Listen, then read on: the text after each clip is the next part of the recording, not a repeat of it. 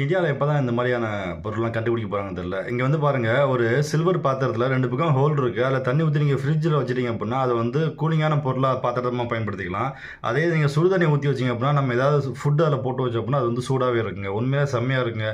நானும் தேடி பார்த்தேங்க. இது வந்து இந்தியாவில் இல்லைங்க. மூணாறில் 3 நாள் ரூம் போட்டு வச்சுருப்பாங்க போல். தன்னுடைய கடையை வந்து டெவலப்மெண்ட் பண்ணுறதுக்காக ரூபா நோட்டு மாதிரி எவ்வளோ சூப்பராக வந்து நோட்டீஸ் அச்சடிச்சு ரோட்டில் தூக்கி போட்டு போயிருக்காங்க. இது வந்து உண்மையான காசா அப்படின்னு சொல்லி எடுத்து எல்லாம் பார்த்துருக்காங்க. கடை வந்து ரீச் ஆயிடுச்சுங்க. வியாபாரம் கொட்டுன்னு கொட்டியிருக்கு. உண்மையிலே வேறு லெவல் ஐடியாங்க. லாங்கில் போகிற டிரைவருக்கு தாங்க தெரியும் வண்டி பஞ்சர் ஆயிடுச்சுன்னா ஸ்டெப்னி மாற்றுறது எவ்வளோ கஷ்டம் சொல்லி. ஆனால் இந்த டிரைவர் வந்து பாருங்கள், அட்டாச்மெண்ட்டாகவே உள்ளே வந்து டிஃபால்ட்டாகவே வந்து எப்படி ஒரு ஜாக்கியை செட் பண்ணி ஆமாங்களேன். யார் உதவியுமே தேவையில்லைங்க. ஃப்ரெண்டாக இருக்கட்டும், பேக்காக இருக்கட்டும், இல்லை இறக்கிவிட்டு டயரை மாற்றிட்டு போயிட்டே இருக்கலாங்க.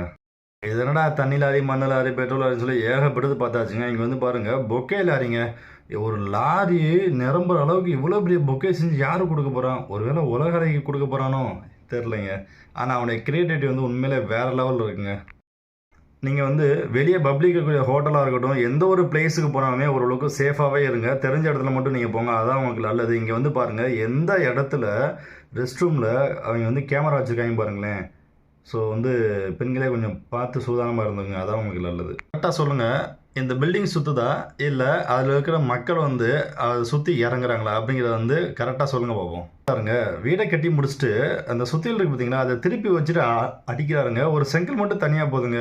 ஒருவேளை வந்து சில இடத்துல வந்து நம்ம ஏதாவது ஒரு பொருள் வைக்கணும்னா அந்த இடத்துல வந்து கேப் போட்டு கட்டுவாங்க. ஆனால் இவர் கட்டிட்டு அதுக்கப்புறம் கேப்பை ஏற்படுத்துகிறாருங்க. உண்மையிலே வேறு லெவலுங்க. இந்த வீடியோ ஃபுல்லாக பாருங்கள்.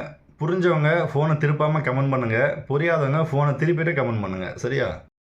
நீங்கள் புக்கு பிரியராக இருந்தீங்கன்னா இந்த ஒரு லேம்பை வாங்கி வச்சுக்கோங்க. இங்கே வந்து பாருங்கள், இது வந்து புக்கு கிடையாதுங்க. புக்கு படிக்கிறதுக்காகவே புக் ஷேப்பில் இருக்கக்கூடிய ஒரு புக் லேம்புங்க.